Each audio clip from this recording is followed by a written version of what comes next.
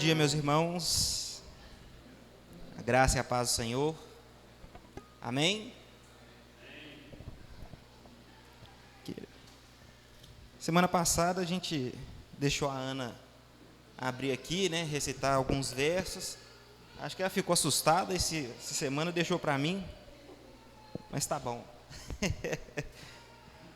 Meus irmãos, antes de qualquer coisa, gostaria de ler com os irmãos um pequeno trecho que se encontra em Salmos 105, do 1 até o 5. Mais uma passagem nos Salmos que nos manda adorar a Deus da maneira como se deve e Ele merece. A palavra do Senhor diz assim: rendei graças ao Senhor, invocai o seu nome, fazei conhecido entre os povos os seus feitos, cantai-lhe salmos, narrai todas as suas maravilhas, gloriai-vos no seu santo nome, alegre-se o coração dos que buscam o Senhor. Buscai o Senhor e o seu poder, buscai perpetuamente a sua presença. Lembrai-vos das maravilhas que fez, dos seus prodígios e dos juízos de seus lábios. Vamos até o Senhor em oração.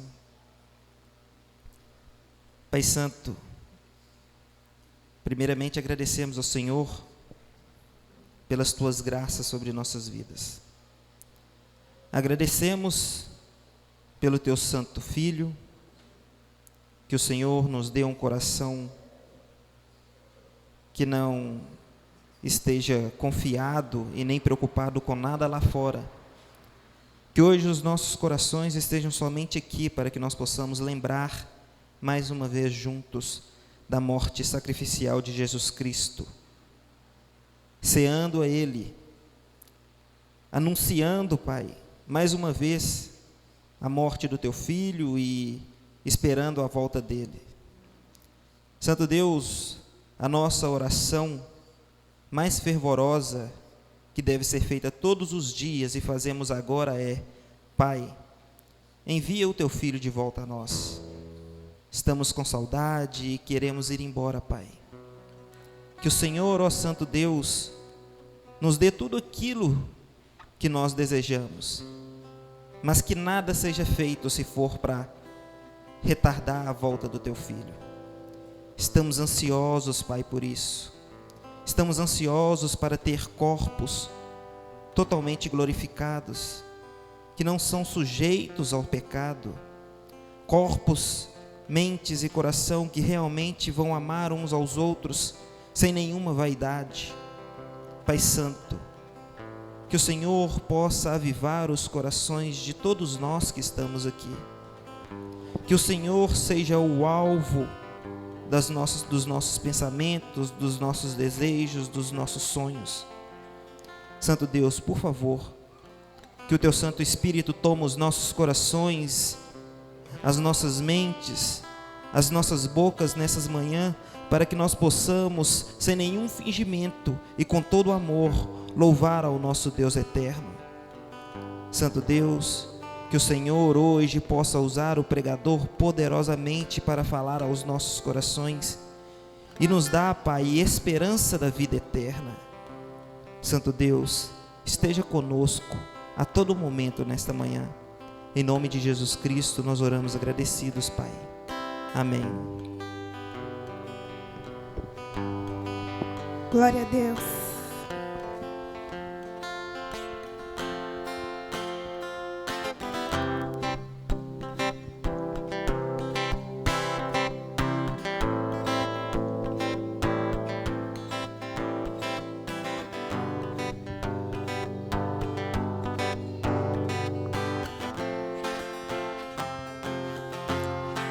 Eu olho para a cruz, eu vou.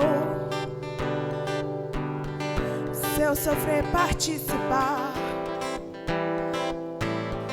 a tua obra vou cantar. Meu Salvador,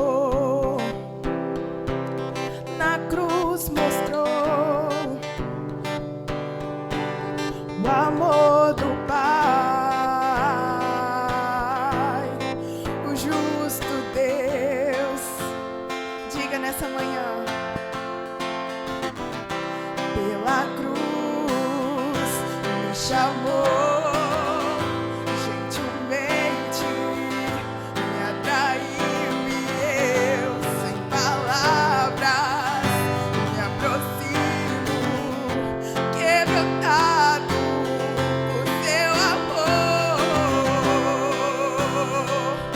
Ai, Jesus, como somos gratos, Pai, como somos gratos, Senhor.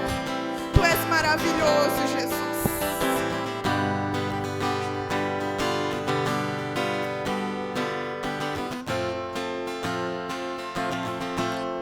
Imerecida vida,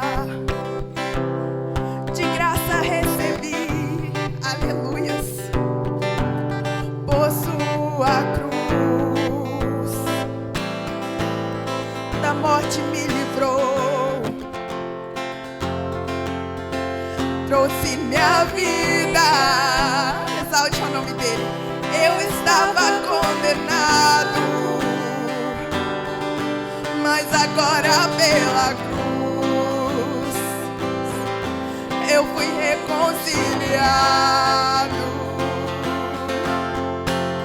Oh, pela cruz me chamou gentilmente, me atraiu e eu, sem palavras, me aproximo, quebrantado por teu amor. Pela cruz me chamou gentilmente, me atraiu e eu, sem palavras, me aproximo, quebrantado por teu amor.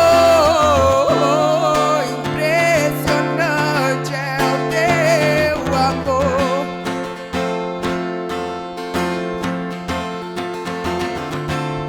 que me redimiu e me mostrou o quanto é fiel. Diga impressionante, impressionante é o teu amor,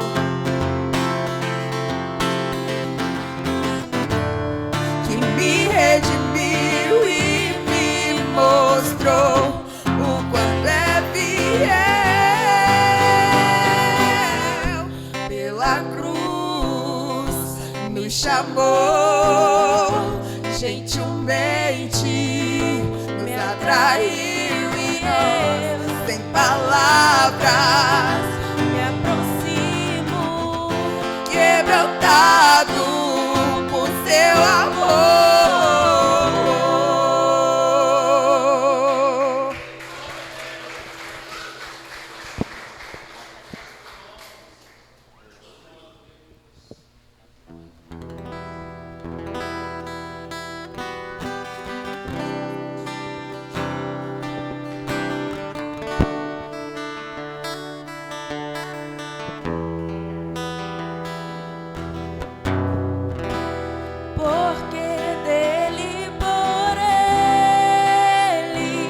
Para ele são todas as coisas.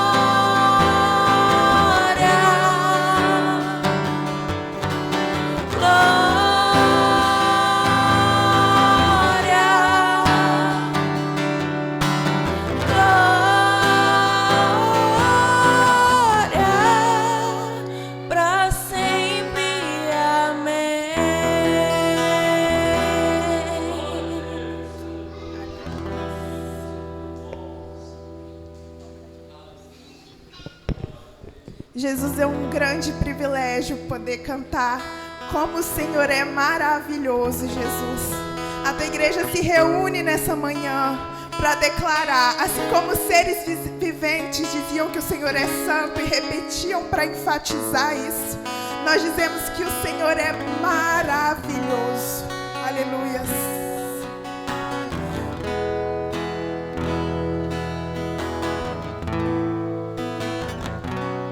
Quão grande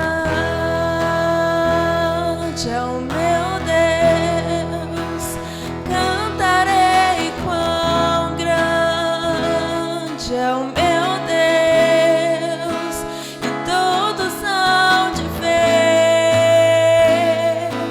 Quão grande é o meu Deus,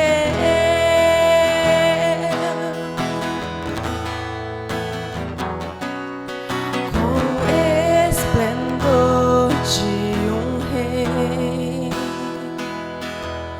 em majestade e luz, faz a terra se alegrar, faz a terra se alegrar.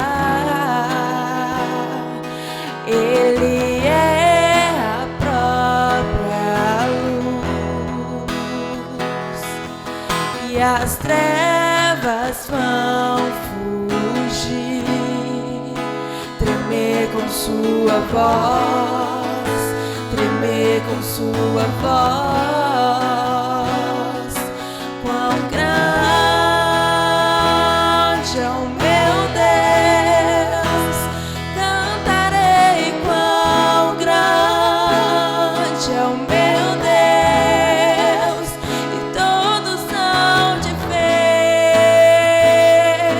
Quão grande é o meu Deus,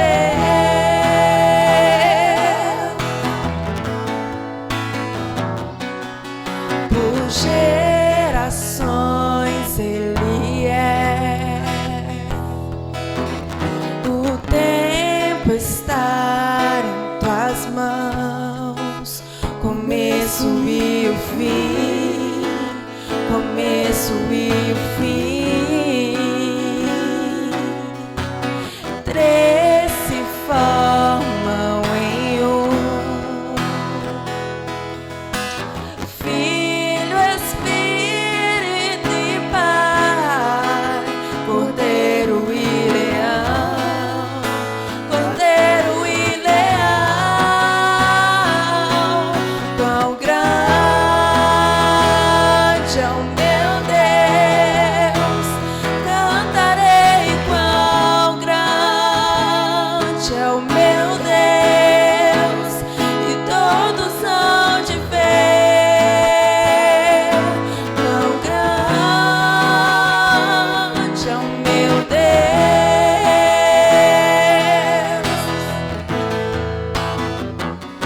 quão grande é o meu Deus, cantarei. Quão grande é o meu Deus, e todos hão de ver. Quão grande é o meu Deus,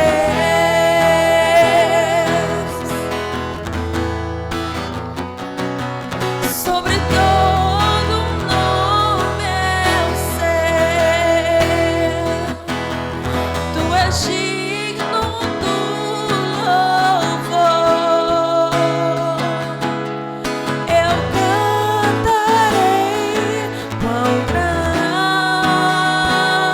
é o meu Deus,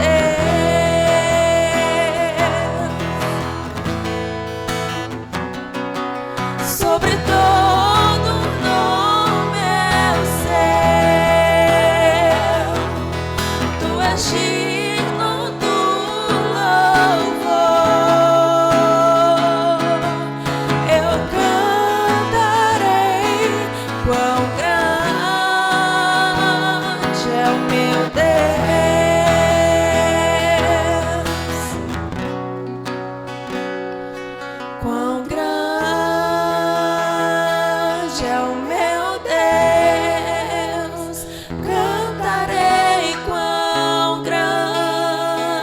é o meu Deus, e todos hão de ver quão grande é o meu Deus.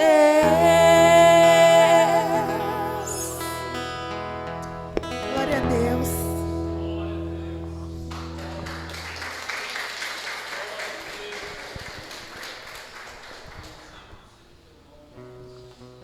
Bem, meus irmãos, esse é o momento de retirarmos os dízimos e as ofertas.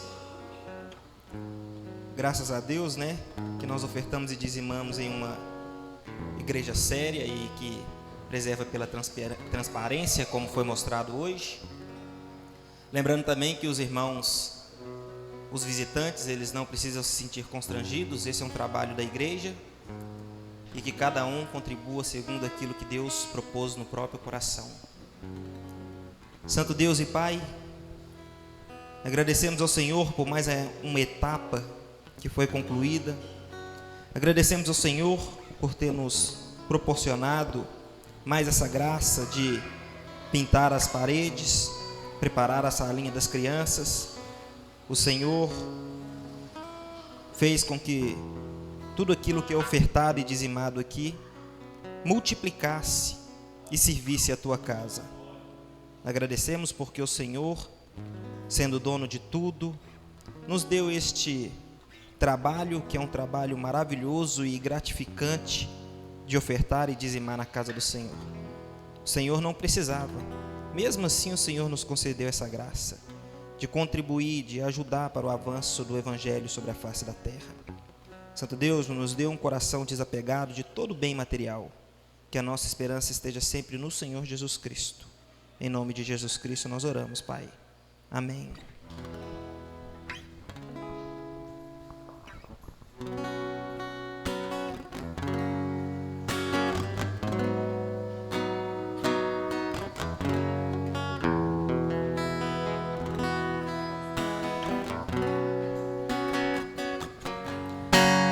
Tu és soberano sobre a terra, sobre os céus.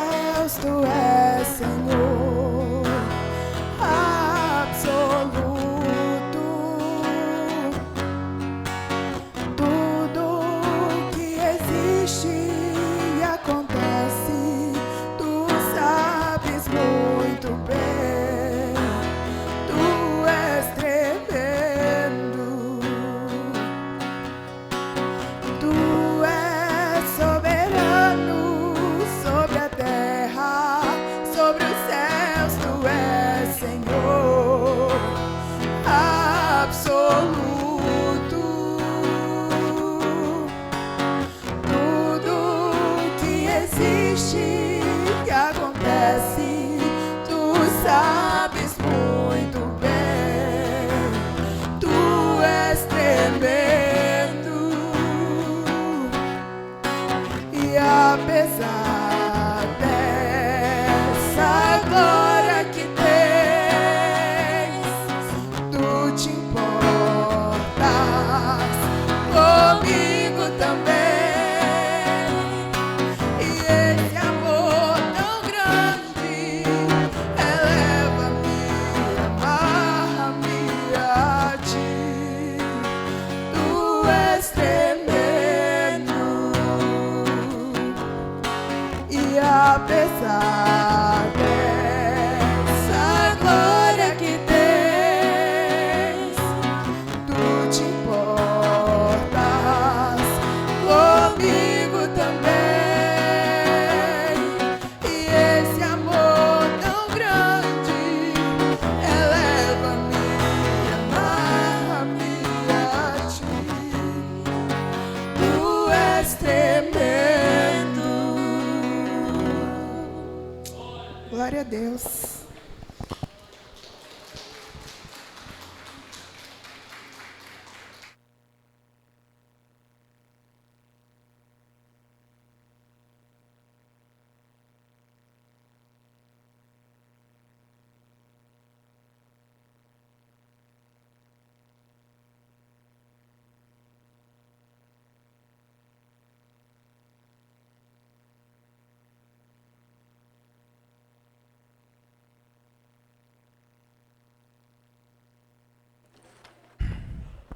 Bom dia, irmãos e irmãs, a graça e a paz do Senhor. Nós vamos já dar início à exposição da palavra, mas antes nós vamos orar pelas crianças. Quero convidar você aí depois a dar uma voltinha ali e ver como que ficaram as duas salinhas das crianças. Vocês já veem ali um mural, que é onde tem o nome de cada uma delas. Até pensei em colocar o meu ali também, de tão bonito que ficou. Mas as irmãs falaram que eu não sou mais criança, então eu vou ter que me contentar com isso, né? Mas enfim, irmãos, estava ali orando e agradecendo a Deus pela vida das irmãs que tem feito esse trabalho de uma maneira muito linda e a gente fica muito feliz por isso. E eu vejo isso como uma espécie de avivamento, né? Porque esse serviço realmente ele requer um mover do Espírito. E antes de orar, eu quero ler aqui um combinado. Os pais já devem ter recebido esse combinado. Já receberam, Ana? Já receberam o combinado e eu quero ler. E esse combinado aqui ele é para os pais e tem muita coisa aqui para nós também, tá bom? Combinado. Número 1, priorizar o domingo do Senhor. Recebe aí, crente. 2, serem pontuais nos horários do culto. Recebe aí. 3, assentarem com seus filhos durante o tempo em que estiverem no templo. Receba essa também. Não é necessário ir verificar se seu filho está bem na salinha. Se tiver necessidade, a professora chamará o responsável. Descansa no Senhor, seu filho está em boas mãos. Ok? 5, peço que os pais venham buscar as crianças nas salas assim que terminar o culto. Vai lá e recebe sua criança. Bênção demais. 6, se a criança estiver chorando na sala, pedimos que a acalme fora da salinha e depois retorne para não atrapalhar o andamento da sala. 7, incentive a sua criança a falar da história contada em sala durante a semana. Importantíssimo isso aqui. Pergunta ao seu filho, estimula ele a falar o que ele aprendeu, os desenhos que ele fizer lá e colorir, elogia, pede para ver. Muito importante, isso tem um peso muito grande. E 8, faça o culto domiciliar e incentive sua criança a ouvir e ler a palavra. Culto doméstico, invista no culto doméstico. Invista no culto doméstico. Ok? Esse é o nosso combinado para as crianças, para os pais e para quem não é pai, para todos os membros, ok? Vamos orar pelas crianças, irmãos. Pai amado, nós estamos aqui reunidos em nossos serviços deste domingo para glorificar o seu santo nome. E neste momento, Senhor, nós queremos nos dirigir a Ti em oração, pedindo a Deus que o Senhor ilumine o pensamento e dê sabedoria às irmãs que estão cuidando das crianças. E que o Senhor, ó Deus, também abra o entendimento dessas crianças, para que elas sejam instruídas na palavra do Senhor, e cresçam na graça e no conhecimento do Senhor, ó Deus, e que sejam no futuro homens e mulheres que temem e tremem diante da sua palavra. Assim eu oro e te agradeço em nome de Jesus. Amém. Quero convidar você a abrir comigo em Lucas 17. Lucas 17. E eu gostaria de ler com os irmãos os versos 20 e 21. Lucas 17, versos 20 e 21. Quero desde já pedir a você que, assim que nós iniciarmos a exposição da palavra, que você mantenha a sua Bíblia aberta. Eu percebo que muitas vezes, nós lemos a palavra no início e logo depois a maioria das pessoas já fecham a Bíblia. Eu sempre peço que você mantenha a sua Bíblia aberta e vá acompanhando o texto à medida da exposição. Por que eu peço isso? Porque o nosso interesse como pregadores é que você veja na sua própria Bíblia as verdades que nós estamos pregando aqui. Ok? E que uma vez você vendo na sua própria Bíblia as verdades que nós estamos pregando aqui, você consiga colocar na balança se aquilo que você está ouvindo é ou não palavra de Deus, está ou não contida na palavra do Senhor. Então, mantenha a sua Bíblia aberta, por favor, e nos acompanhe ao longo da exposição, ok? Lucas 17, de 20 a 21, nós leremos apenas o verso 20 e 21, mas a nossa exposição hoje ela vai se concentrar dos versos 20 até o 37, ok? Lucas 17, 20 e 21 é o nosso texto de introdução, mas nós vamos expor hoje dos versos 20 até o verso 37. Diz assim a palavra do Senhor: interrogado pelos fariseus sobre quando viria o reino de Deus, Jesus lhes respondeu: não vem o reino de Deus com visível aparência, nem dirão, ei-lo aqui ou lá está, porque o reino de Deus está dentro de vós. Esta é a palavra do Senhor. Pai amado, que o seu Espírito faça o seu livro vivo a mim. Que o seu Espírito prepare o meu coração e o coração dos meus irmãos, para receberem esta palavra como ela realmente é, palavra de Deus. Eu te peço em nome de Jesus, nosso Senhor e nosso Mestre. Amém. Podem se assentar, meus irmãos. Como vocês já viram aí, essa passagem ela fala a respeito do reino de Deus e ela vai ampliar um pouquinho mais para a segunda vinda de Jesus Cristo. Nós sabemos que Jesus, ele veio na primeira vez aqui a este mundo, e ele veio como Deus, se fez carne, habitou entre os homens, porém na sua primeira vinda ele veio como cordeiro e não como leão, ele recebeu uma coroa de espinho e não uma coroa de ouro, ele morreu humilhado e não exaltado. E a Escritura nos deixa claro que Jesus Cristo virá outra vez. E esse é um tema central na teologia do Novo Testamento. E é interessante, irmãos, que a volta de Jesus, ela tem sido um dos temas mais discutidos ao longo da história da igreja. E essas discussões que surgiram, muitas vezes elas têm se provado não apenas errôneas, mas problemáticas. Porque na maioria dos casos, existem muitos que chegaram até mesmo a afirmar a data, dizendo-se precisos de que Jesus voltaria naquela data que eles tinham estabelecido. E nós sabemos que essas interpretações, elas são não apenas problemáticas, mas também são totalmente errôneas. Por exemplo, houve um grupo no século XIX, chamado de os mileristas. O movimento milerista foi o movimento que deu origem às igrejas adventistas do sétimo dia. E esse movimento milerista, ele afirmou que Jesus voltaria no dia 22 de outubro de 1844.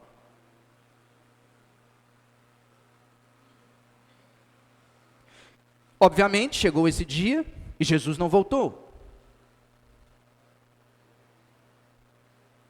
E os seguidores desse movimento disseram que eles tinham errado a data e marcaram uma outra data. E Jesus não voltou. E tendo errado duas vezes, eles disseram que na verdade não é que Jesus voltaria naquela data à terra. Jesus voltou no céu. Ou seja, ele entrou no santuário, no Santo dos Santos, para começar uma atividade. Uma interpretação errônea, confusa e problemática da Escritura.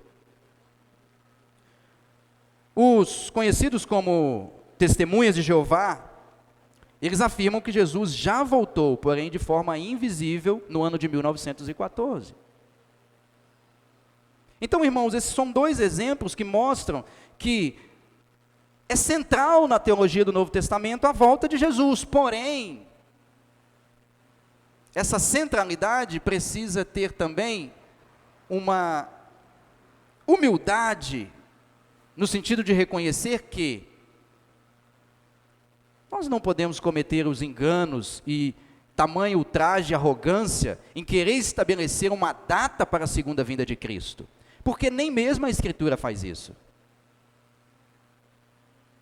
Então, meus irmãos, nós sabemos que todas essas interpretações são falsas e equivocadas, porém o texto de hoje vai nos falar um pouco sobre esse tema, e eu acredito que ele vai deixar isso claro, e vai nos mostrar não apenas qual é o nosso papel diante dessa doutrina, que é a segunda vinda de Cristo, que muitos chamam de parousia, que é a palavra grega para a segunda vinda de Cristo, né? O texto de hoje vai não apenas confirmar que essas interpretações estão erradas, mas ela também vai nos mostrar e vai nos ensinar o que nós devemos fazer e como nós devemos estar nesse período entre a primeira e a segunda vinda de Jesus Cristo. Então, tendo dito isso, nós entramos na exposição. Nós começamos a exposição aí no verso 20, com uma pergunta que os fariseus se dirigem a Jesus. E veja aí no verso 20 que eles dizem assim, diz assim o verso 20, interrogado pelos fariseus sobre quando, marca aí na sua Bíblia essa palavra quando viria o reino de Deus? Quando? Na verdade, essa pergunta, de uma maneira assim, parafraseada e mais clara, talvez ela coubesse melhor assim. Os fariseus vieram diante de Jesus e perguntaram, quando será o tempo em que Deus irá reinar? Quando será o tempo em que Deus irá reinar? Lembrando que os fariseus e os judeus esperavam a vinda do Messias. E o Messias iria inaugurar o reino de Deus. Porém, o Messias que eles esperavam era um Messias político. Os judeus entendiam que quando o Messias viesse e inaugurasse o reino, esse Messias seria político. Ou, em outras palavras, ele seria um guerreiro militar, que iria juntar um monte de soldados, iam pegar em armas, e iam guerrear contra Roma, iam tomar o poder de volta, e o Messias se assentaria no trono de César. Então, eles estão esperando um reino militar, um reino político ser estabelecido. Então, eles já estão acompanhando Jesus há anos, Jesus trazendo para eles a mensagem do reino de Deus, e eles de repente chegam para Jesus e falam assim, qual é o tempo? Quando Deus vai começar a reinar? Quando será o tempo messiânico? E aí, no final do verso 20, Jesus responde para eles, seguindo até no verso 21, olha a resposta de Jesus. Jesus nos respondeu, não vem o reino de Deus com visível aparência, nem dirão ele aqui ou ele lá, ou lá está, melhor dizendo. Repare que a pergunta dos fariseus é quando? Jesus não responde quando, mas Jesus responde como. E Jesus fala algo aí impressionante, não vem o reino de Deus com visível aparência. Jesus responde para os fariseus como quem dissesse assim, o reino de Deus não é uma exibição externa. O reino de Deus não é claramente observável como um cientista que observa a natureza. Como um cientista que observa e conecta os pontos e chega a afirmar uma verdade. Não, o reino de Deus não pode ser alcançado ou visto pelo escrutínio humano, da mente humana. Essa é a primeira coisa que Jesus diz para eles aí. Eles querem ver o reino. Eles querem investigar a respeito do reino. Essa pergunta, na verdade, é uma pergunta de alguém que quer investigar. Ele quer prova, ele quer evidência, ele quer algo que seja palpável. Para que ele toque, para que ele veja, para que ele sinta, para que ele ouça. E Jesus diz, não é assim. O reino de Deus não vem com aparência visível, com visível aparência. E nem tampouco vocês podem dizer, aqui está o reino. Não, ali está o reino. Na verdade, quando Jesus diz para eles que o reino de Deus não vem de maneira visível, de visível aparência, ele está querendo dizer que o reino de Deus já está presente.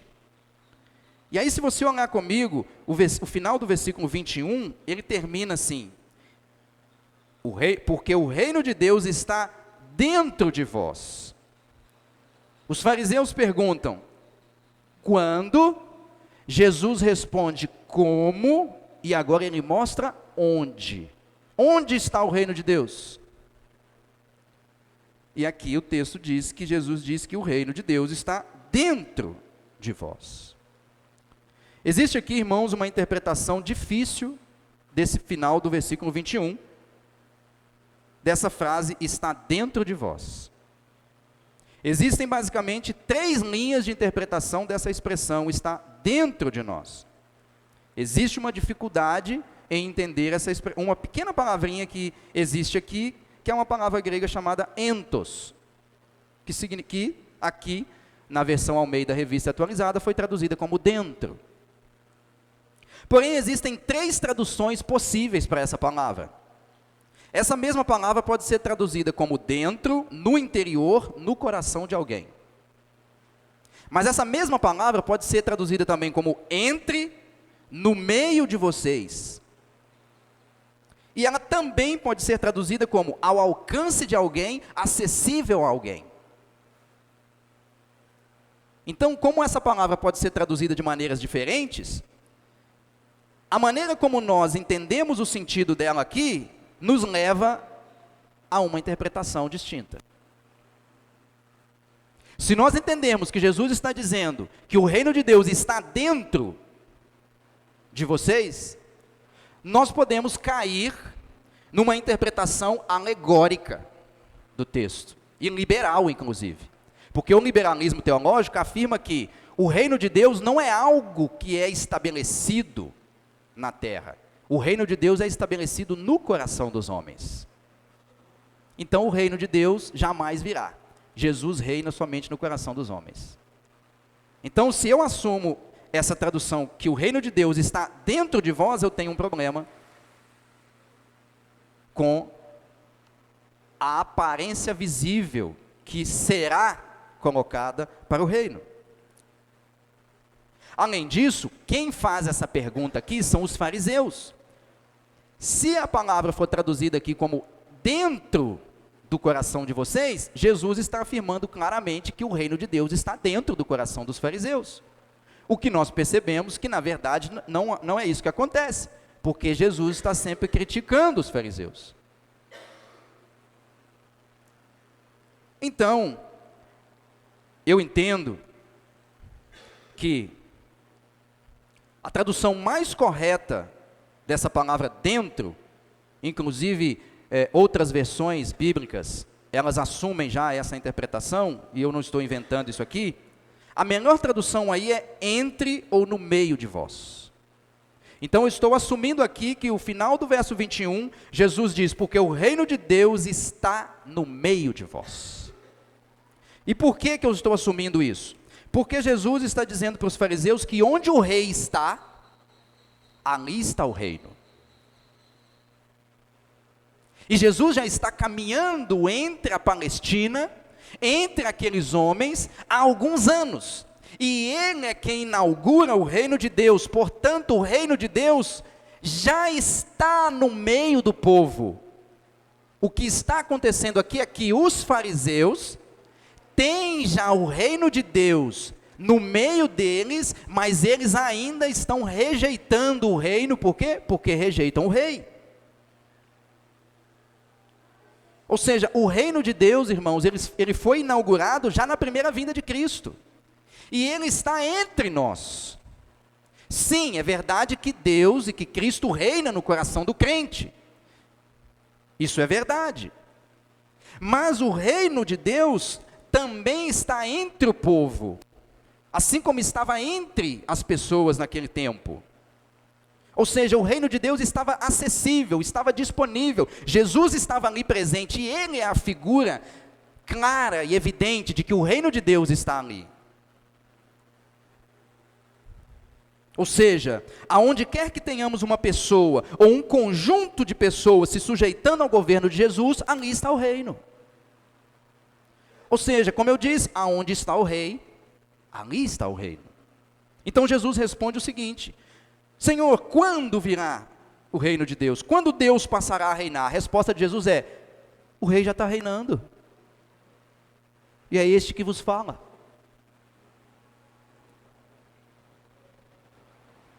E aí, se o reino foi inaugurado na primeira vinda de Jesus, nós sabemos que na primeira vinda de Jesus ele veio como servo sofredor.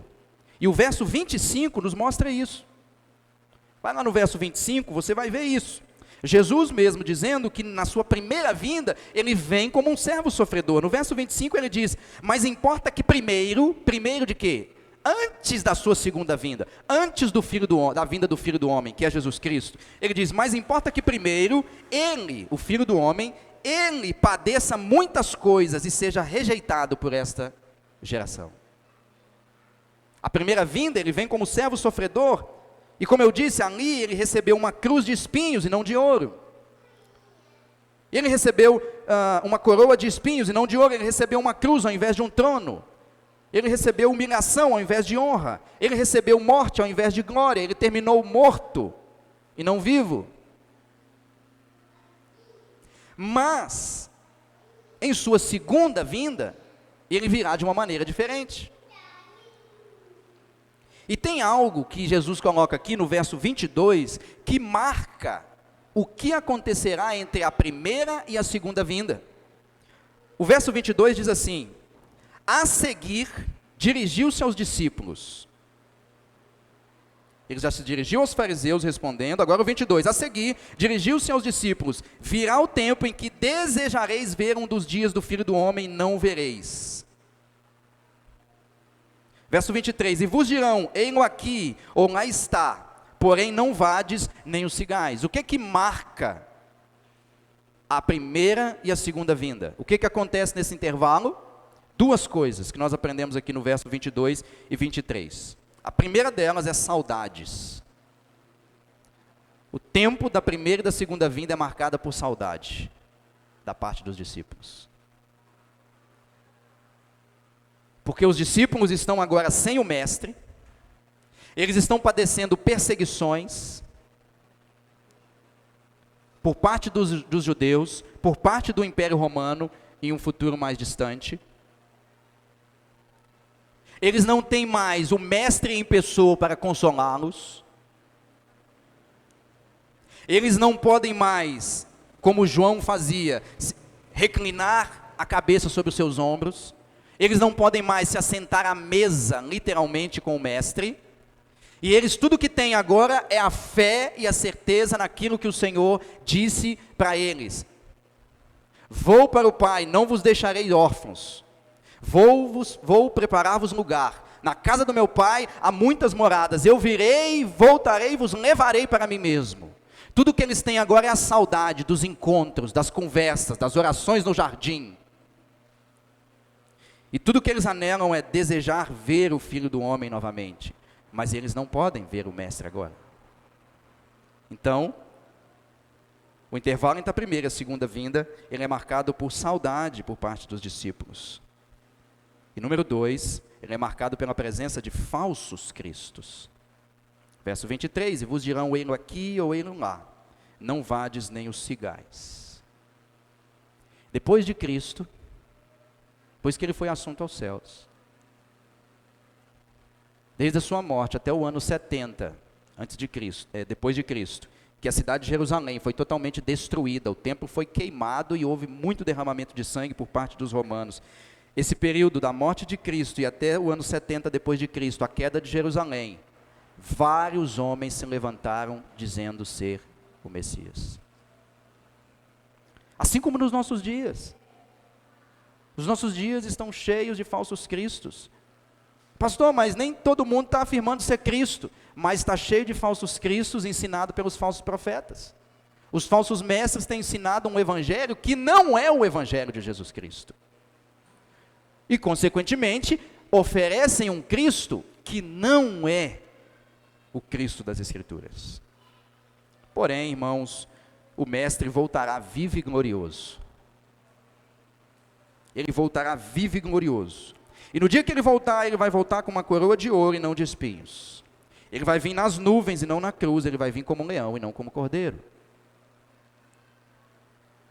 Então, se ele vai vir dessa maneira majestosa e maravilhosa, como será a vinda de Jesus Cristo?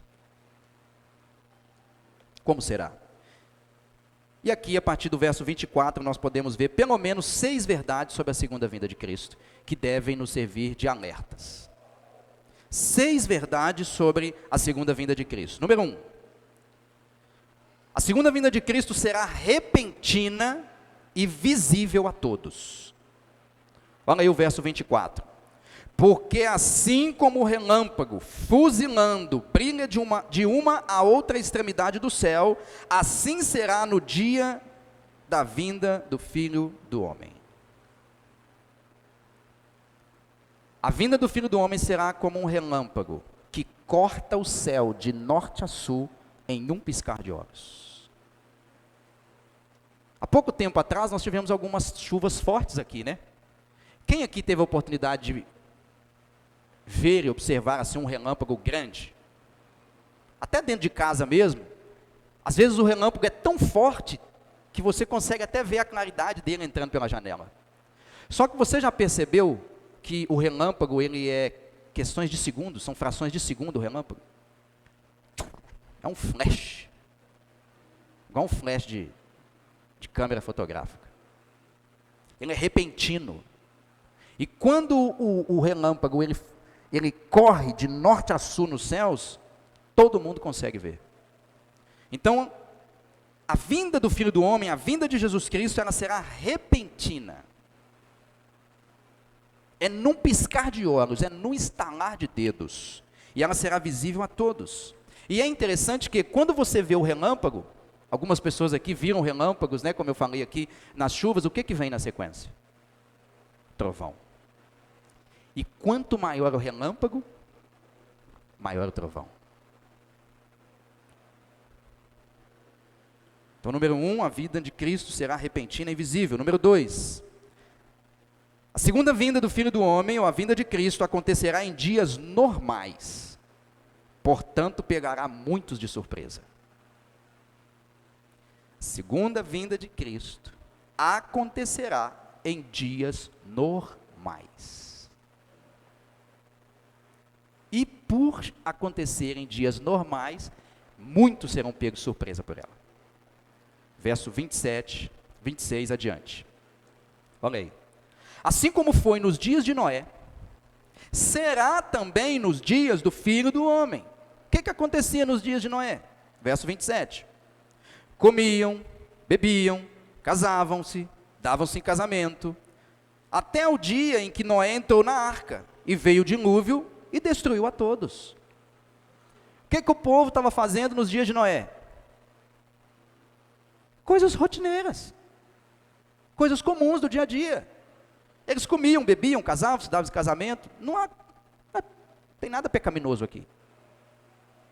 Eles estão fazendo aquilo que é comum do dia a dia, de qualquer sociedade. Porém, de repente, quando eles menos imaginavam, Noé entrou na arca, depois que tinha anunciado o dilúvio, mas a grande maioria se preocupou em continuar comendo, bebendo, casando e dando-se em casamento.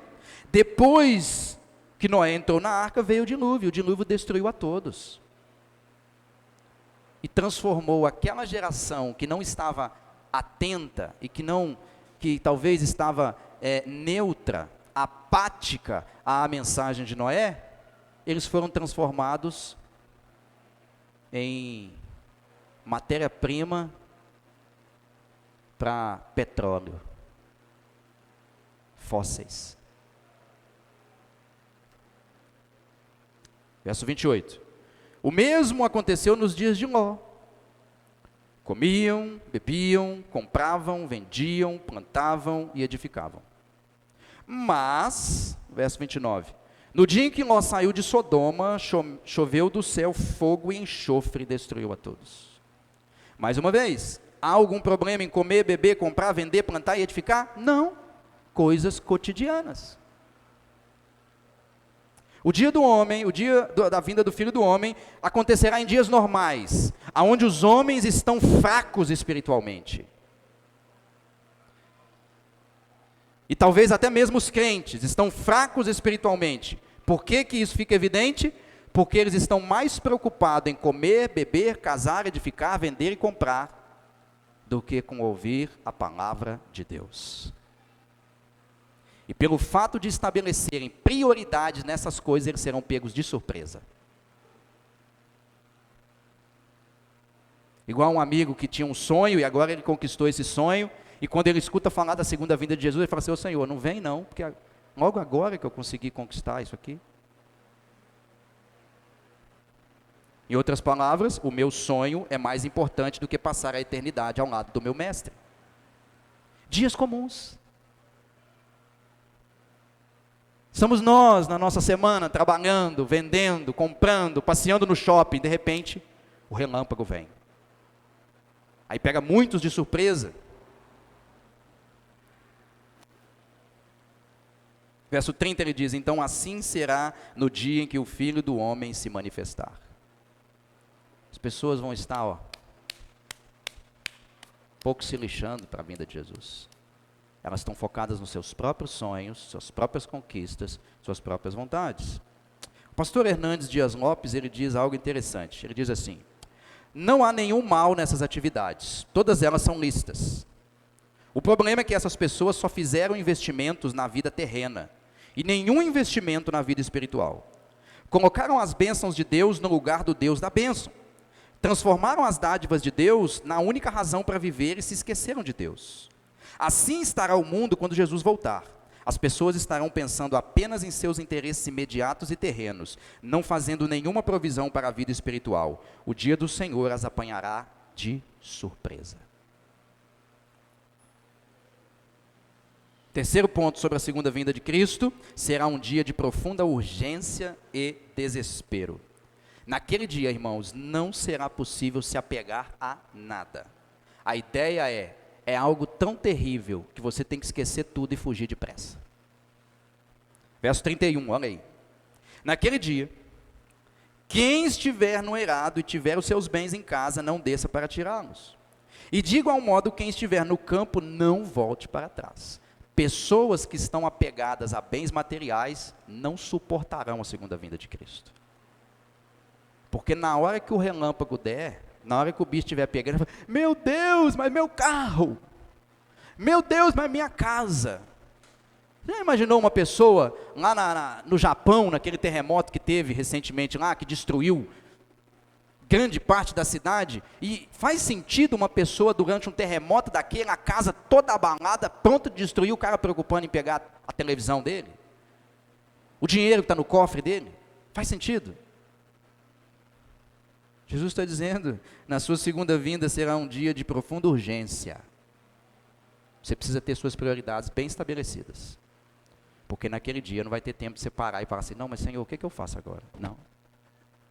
O que é realmente importante? Você não vai ter tempo de sentar e falar assim: Senhor, agora deixa eu ver, o que é importante? Tem o dinheiro, carro, casa, casamento, filhos, sonho, trabalho. Aí tem a opção de ir para o céu, escolher Jesus. Você não vai ter tempo de fazer isso. É urgente. É urgente. Quarto, será um dia em que os corações serão confirmados. Os corações não serão provados. Os corações são provados aqui e agora. Os corações são provados entre a primeira e a segunda vinda. No dia da segunda vinda, os corações serão confirmados. Verso 32 e 33. Lembrai-vos da mulher de Ló. Quem quiser preservar a sua vida, perdê-la-á, e quem a perder, de fato a salvará. Esse é o dia em que Deus vai sondar e confirmar os corações dos homens. A mulher de Jó teve o coração sondado no dia em que Deus trouxe, de Ló, melhor dizendo, obrigado Bernardo. A mulher de Ló teve o coração confirmado no dia em que Deus trouxe juízo sobre Sodoma e Gomorra. Porque embora tenha sido avisada que deveriam deixar a cidade e jamais olhar para trás, ela ainda estava com o coração apegado em muitas coisas. E naquele momento, mesmo recebendo a ordem do anjo do Senhor para não olhar para trás, o coração dela foi confirmado. E assim, ela se confirmou como uma pessoa que estava mais disposta a olhar para os seus bens do que para Deus. É o dia que os corações serão confirmados. Quinto, será um dia de separação. Será um dia de separação. Aqui, irmãos, versos 34 a 36. Digo-vos que naquela noite, 2 estarão numa cama, um será tomado e o outro deixado. 2 mulheres estarão juntas moendo, uma será tomada e a outra deixada. 2 estarão no campo, um será tomado e o outro deixado. O dia da segunda vinda é um dia de separação. Assim como Jesus diz lá no Evangelho de Mateus, que no dia da sua segunda vinda, Ele separará as ovelhas dos bodes. E Ele vai colocar as ovelhas à sua direita, e os bodes à sua esquerda. E Ele vai fazer essa divisão. Então, a segunda vinda de Cristo, ela é marcada também pela separação. Separação. O salvo do não salvo, o crente do ímpio, o joio do trigo, o bode das ovelhas. É o dia de separação. E por fim, sexto, será um dia de juízo e não de misericórdia. Será um dia de juízo e não de misericórdia. Verso 37. Então lhe perguntaram: onde será isso, Senhor? Respondeu-lhe: onde estiver o cadáver, ali se ajuntarão também os abutres. Quem são os abutres? O abutre é aquele animalzinho que ele funciona como se fosse um urubu. Aonde tem carniça tem abutre. Ok? Então os discípulos perguntam a Jesus: Senhor, então onde será isso? Jesus fala assim: vocês vão saber. Porque onde estiver o cadáver, aí se ajuntarão também os abutres. Ele está usando aqui um provérbio popular. Ele está dizendo o seguinte: o dia que vocês verem os corpos consumidos e as mentes desesperadas, porque ao invés de misericórdia, estou experimentando juízo, aonde vocês verem os abutres pairando sobre os corpos mortos, que é uma figura muito clara no Antigo Testamento, quando Deus diz para Jerusalém e para Judá: olha, a Babilônia virá, de tal maneira que os vossos corpos não terão nem mesmo tempo de serem enterrados, os vossos corpos perecerão e serão comidos pelas aves, porque vocês me trocaram, vocês me deixaram e fizeram para si cisternas rotas, que não produzem águas vivas, e vocês viraram as costas para mim, a única fonte de água viva. Portanto, vossos corpos perecerão e serão comidos pelas aves. O dia da segunda vinda de Cristo é o dia do juízo e não da misericórdia. Muitos pensam que o dia do juízo é o dia onde Deus vai definir o que Ele vai fazer com as pessoas. Não. Essa não é a visão bíblica de juízo. O juízo de Deus que acontecerá no futuro, ele não é um dia para se ter uma audiência. Ele é o dia em que Deus só vai consumar a sentença. Quem crê no Filho do Homem não será julgado. Mas quem não crê no Filho do Homem já está julgado. O dia do juízo é só o dia em que Deus vai só confirmar. Eu creio, irmãos, que isso tudo aqui deveria pelo menos fazer o nosso coração tremer. Isso tudo aqui deveria, no mínimo, fazer com que eu e você, que estamos aqui nessa manhã, refletíssemos a respeito da maneira como temos vivido e nos relacionado com Jesus Cristo. Isso aqui deveria fazer com que os nossos corações tremessem, estremecessem, e nós clamássemos por misericórdia, e nós viéssemos na presença de Jesus Cristo em oração e disséssemos: Senhor, perdoa-nos, porque temos sido apáticos, porque temos nos entregado muito mais aos nossos prazeres, porque temos nos preocupado muito mais com as nossas questões e muito pouco com as questões espirituais do reino de Deus. Senhor, porque temos muito servido aos nossos próprios reinos. Senhor, porque transformamos a nossa oração em, não a oração do Pai Nosso, mas a oração do Filho Nosso, que diz: venha o meu reino, seja feita a minha vontade. No mínimo, essa passagem deveria produzir isso no nosso coração. Deveria produzir arrependimento, quebrantamento. Senhor, a sua segunda vinda será um dia de separação, aonde talvez os meus melhores amigos serão separados de mim, Os meus pais, os meus irmãos serão separados de mim.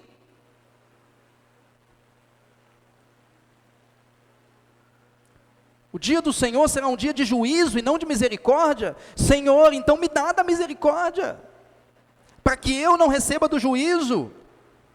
Senhor, aquele é um dia em que o meu coração será confirmado. Senhor, se eu não estou firmado e confirmado na fé, Senhor, me ajuda. Me ajuda. É um dia de urgência e desespero. Senhor, se eu estou estabelecendo prioridades na minha vida, que não são as corretas, Senhor, misericórdia de mim, me livra. Senhor, a sua segunda vinda vai vir em dias normais, portanto, Senhor, me ajuda a estar vigilante. Não me permita que eu me distraia com tantas coisas que esse mundo tem me trazido. Não me permita, Senhor, que eu esteja dormindo quando o Senhor vier, cochilando nos meus próprios prazeres, nos meus sonhos, nos meus planos, nos meus bens, nos meus prazeres. Senhor, por favor.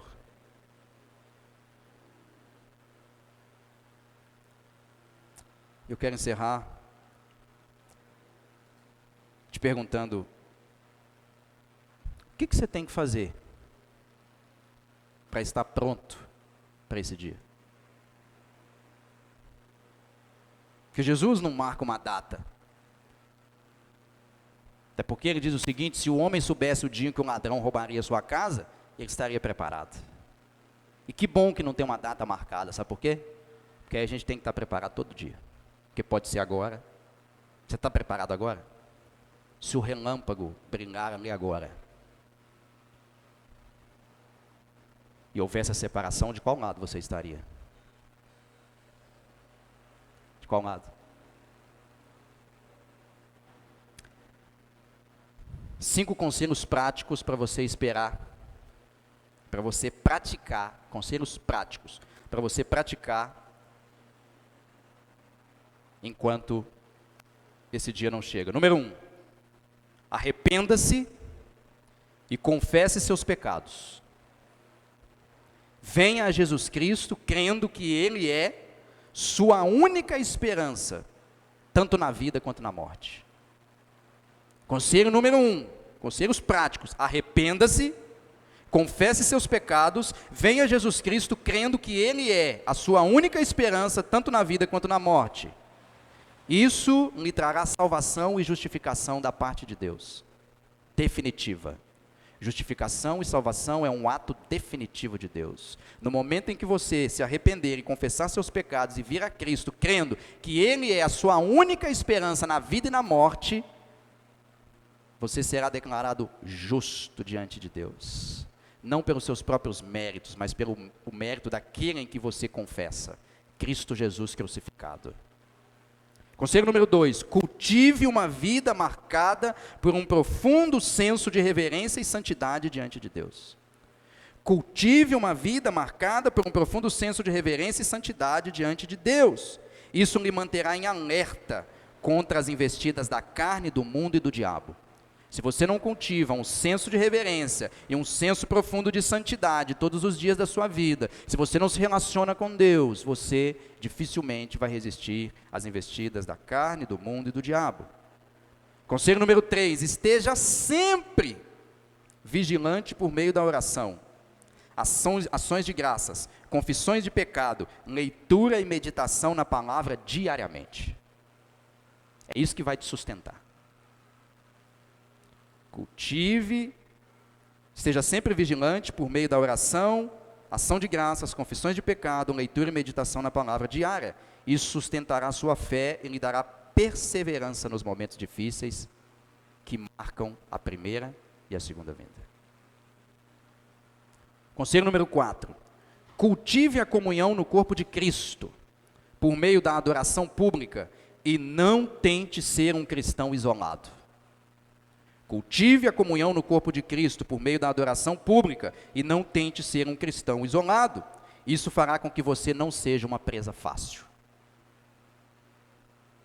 Isso fará com que você não seja uma presa fácil. E quinto e último conselho, e com isso eu encerro: compartilhe sobre Cristo com o máximo de pessoas possíveis.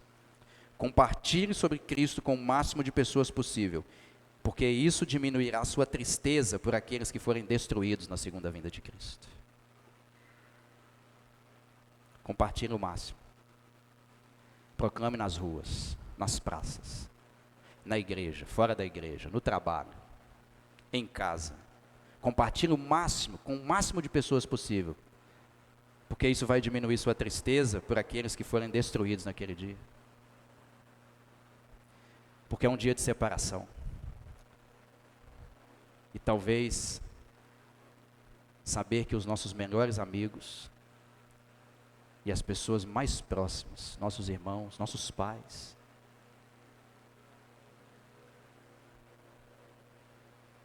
pode doer muito o nosso coração. Certamente essa dor não será como nós experimentamos dor hoje, porque naquele momento seremos transformados em um piscar de olhos, e receberemos corpos gloriosos e encontraremos com o Senhor nos ares, como Paulo diz na sua carta aos Tessalonicenses. E ao encontrarmos com o Senhor, o Senhor virá com seus anjos, com a sua igreja triunfante. E nós estaremos em corpos glorificados de tal maneira, irmãos, que nós talvez percebamos naquele dia que aqueles que não estão lá, eles nunca mereceram estar lá, porque viveram uma vida rejeitando Cristo Jesus. Que Deus nos mantenha acesos, atentos e ligados, porque Ele vem. Ele vem. Pastor, mas Ele está demorando demais, já se passaram 2000 anos. Na verdade é porque Deus é longânimo, não querendo que ninguém se perca, mas que todos cheguem ao arrependimento. Se Jesus não voltou ainda é porque Ele está dando oportunidade para que aqueles que estão descuidados dentro da igreja se despertem, e para aqueles que estão mortos em seus delitos e pecados se arrependam. Vamos orar ao Senhor? Pai amado, nós louvamos ao seu santo nome, e nós pedimos a Deus que esta palavra ela produza frutos no nosso coração, que ela não seja tratada de maneira leviana, que ela não seja tratada, ó Deus, de maneira apática, fria, mas que ela seja, ó Deus, encarada como palavra do Senhor, inspirada, inerrante, infalível, suficiente. Que tudo isso, Senhor, enfrentado desta maneira, recebido desta maneira, redunde em glórias e honra ao seu santo nome. Eu te peço em nome de Jesus. Amém.